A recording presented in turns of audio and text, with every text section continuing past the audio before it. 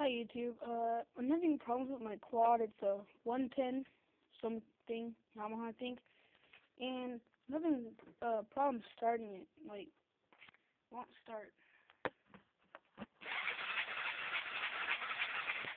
Like, nothing turns on, nothing works. Like, everything, the power of everything works, just won't start at all. So, please comment below and tell me if I'm doing anything wrong or anything. The gas on, everything's good. So, please tell me if you know anything that could help. Alright, bye.